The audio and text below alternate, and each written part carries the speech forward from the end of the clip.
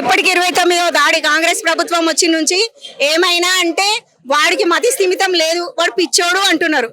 ఈ పిచ్చోడు వాళ్ళకి హిందూ గుళ్ళని చూస్తేనే పిచ్చి లేస్తుందా?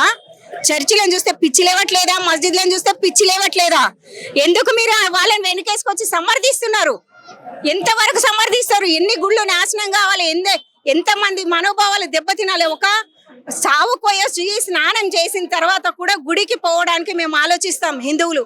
అటువంటిది ఎంత అపరిశుభ్రమైన కార్యక్రమం, ఎటువంటి అపవిత్రమైన పని చేసిండు వాడు అంటే వాడిని ఏం చేసినాం? వాడిని ఏం చేయగలిగినాము? ఇది తెలంగాణలో ఉన్న ప్రభుత్వం తీరు. అక్కడ ఏమి చేయకుండా బంగ్లాదేశ్ లో కాల్చి చంపుతున్నారు. హిందూ అని తెలిస్తే చంపుతున్నారు. నిన్న కూడా సమీర్ అనే అబ్బాయిని చంపిండ్రు, ఆటో గుంజుకున్నారు, వాడిని చంపేసి మన ఆటో గుంజుకున్నారు.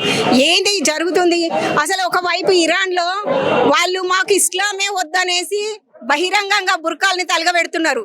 అక్కడ వద్దనుకుంటున్నది ఇక్కడ ఎందుకు బహిరంగంగా రుద్దుతూ ఇట్లా మా హిందువులను బహిరంగంగా ఇట్లా అవమానం చేస్తున్నారు? అవసరం లేదు మాకు.